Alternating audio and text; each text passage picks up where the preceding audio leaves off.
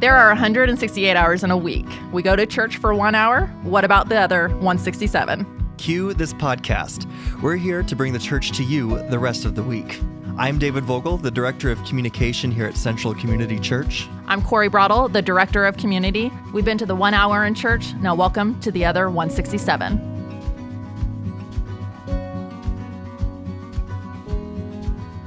We are here today with Blake Ellis. Yes.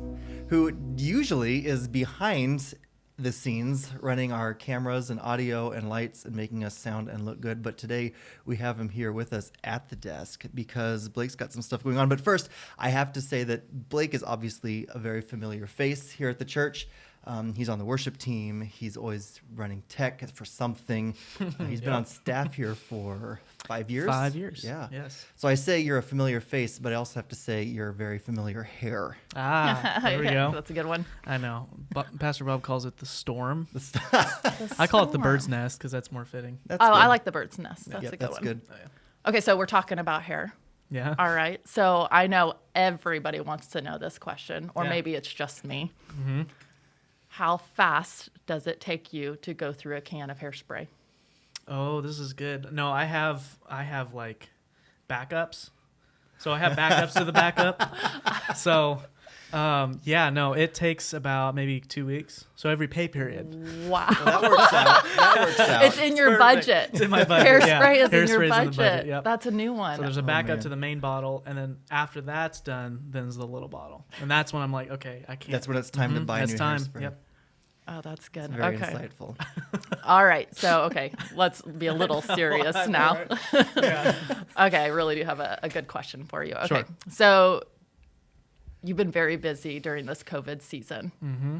I have. You released one single in April. Was it Yeah, April? it was April. I forget the date, but yeah, it was April. 'Kay. Yeah, it was my first one. It was Yeah. So this good. thing called Life. Mm-hmm.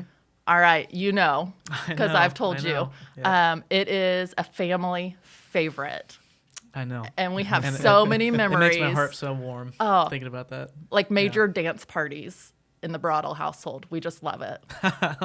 Yes, love No, it. there's nothing greater to hear that from like a songwriter perspective, yeah. like having somebody, because you dream about people singing your songs and stuff, but like when it actually like comes to your phone, you're like, oh, it's a real. Yeah.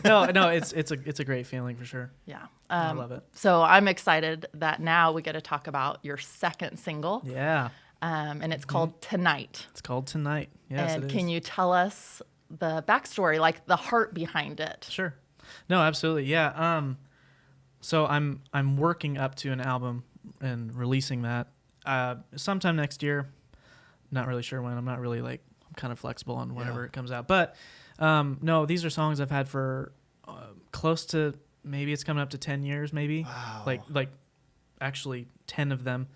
But yeah, no, it's a relationship song, and it's something I've had forever. I've listened to forever, and yeah, no, it's just about when you just it's just like when you need somebody in that moment and you can't be there, and so it's just like I needed you tonight or whatever. So.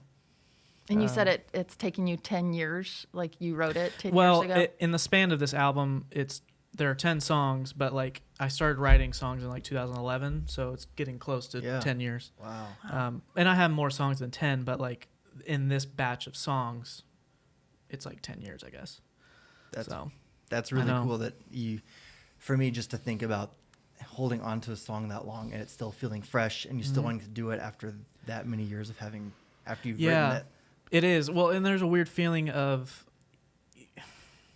it becomes, well, what's the word? It kind of, you have a detriment to that because you have it for so long, you start critiquing it and molding it, and then at some point it's like, okay, I gotta let it go, because it's a weird feeling. Like when I released the first one, it was like, this is so weird, because it's like I've heard it for years, and then it's out, you know. Yeah. So did you say there's kind of a 10 years worth of time here? How long ago did you write Tonight? I wrote that in 2014. Okay. I was in high school then, but yeah, it was about a relationship that I was involved with, and yeah, it was just basically I wasn't able to be there for that significant other at the time, and for whatever reason I just went down to my basement and it just came out of nowhere. Most of us just eat ice cream at those moments. I So.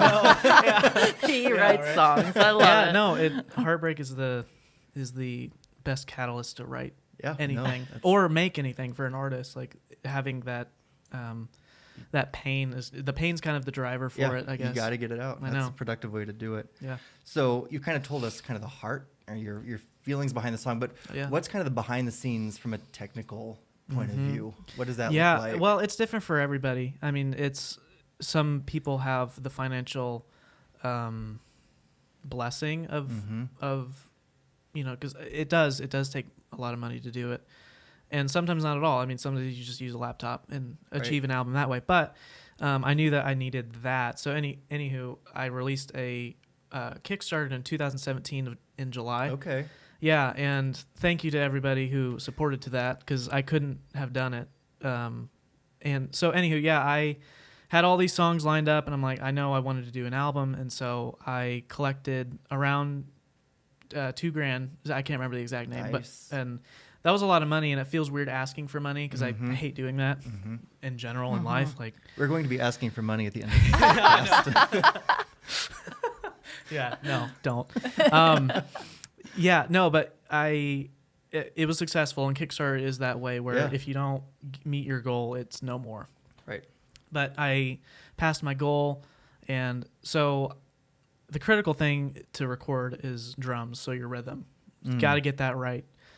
So there's a studio here in Wichita, Brick House Studios, so I recorded there, and so I recorded acoustics, drums, and then maybe percussion there, just a little bit, like shaker and little stuff like that. But yeah, but then it took around 3 years to do everything else. So I would do everything in my basement. So I did vocals in my basement, which I kind of regret because there's stuff later like air conditioning noise that I didn't take account for. It's just It's fine. atmosphere. It's atmosphere. Yeah. So guitars, bass, background vocals, anything like that, I did in my house. And Brandon, when he was still here at the time, like he was Your brother. my brother Brandon, yes.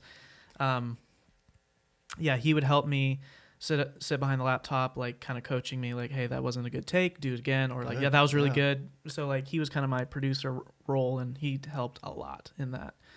But yeah, it's taken me 3 years, which, I mean, looking back on my time, I was in school, and there was just different things. It just takes a while, but I don't regret taking that long because I'm very happy with the product now. Good. Which is important. It's very important to do that. So yeah, I mean, that's kind of the short end of it, but yeah. That's really cool. Yeah. Yeah. So we have, like I said, so many happy moments just from your first single. And I can't wait to share the second single with my family. So what drives you in doing this?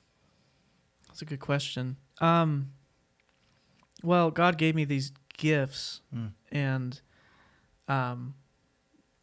it's I don't know, like it's a good question because it's any artist I feel like has to deal with that question, like why do you do what you do?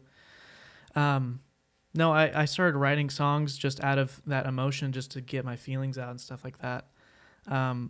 But through church music, and I discovered that gift of writing, and so I don't know, just there's stuff in my life that I go through, and I know other people do. And so I felt like, hey, if I'm going through this, I'm going to make this art form, and hopefully somebody can relate to it. Like that. I mean, like your family, like has so much joy behind it. It's like, I have no idea the impact, and, it's a really, really cool, it's hard to put into words. But I guess that's the reason. 'Cause it's like, I have these talents that God given me, so I'm going to use them. And it connects people across the board. Like I'll admit, you gave us a preview of the single, which I played for my family in our car yesterday. Oh. And my little 3-year-old's in the back seat just bobbing her head. She's enjoying it. So that was really cool. That's awesome. No, I love that. It's hard to put into words like that joy, that an artist goes through, Yeah.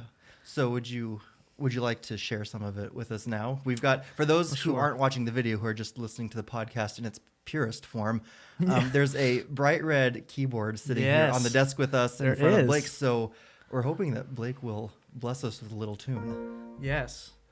I actually used this keyboard to record the song. Nice. Oh, you did? I did, yeah. Oh, how cool. I did, with permission. I didn't take it so. It's weird because I usually play guitar. So like this is very out of my norm to actually play piano, but hey. So this is part of tonight. Mm-hmm. All right. Yeah, it is. Yeah. Now all of a sudden I forget how to play piano. That happens. Yeah. I'm just a man living with my flaws every now and then. Can you see the way we are, the way we live? It's not how it's supposed to be. And now I see I needed you tonight. I needed you tonight.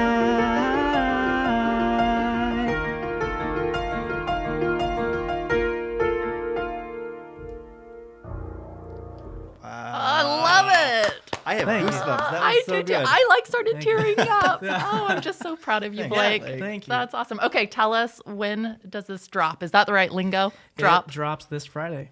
This right. So what is that? October 2nd. 2nd. Okay, October 2nd. Awesome. Okay, Wow. and where can they find you and your music? Anywhere. Any streaming platform, Spotify, Apple Music, Amazon, Pandora, everything. Or if you know what room to look at church on Sunday morning, they'll find you there. There you go. that's true. Look for the hair, right? Look For the hair. Yeah, no, I'm excited for it. Well, I'm very again, excited. Blake, super proud of you. Yes, Thank thank you you. so I'm much for excited talking. about this song Yes. and excited for what you have for your future. And Yes. thank you for using your gifts to bless us and bring joy to our lives. We really do appreciate Well, it. thank you for having me. Yeah. Thanks. Thanks, Blake. Thanks for listening to 167. Please leave us a 5-star review on Apple Podcasts, Stitcher, or wherever you're listening from. And to keep up with everything at Central Community Church, follow us on Facebook and Instagram. And if you want to watch us record this podcast live, find us on YouTube. We think the 167 hours between church services are so important, and we hope you'll share this episode with your friends. Join us next week.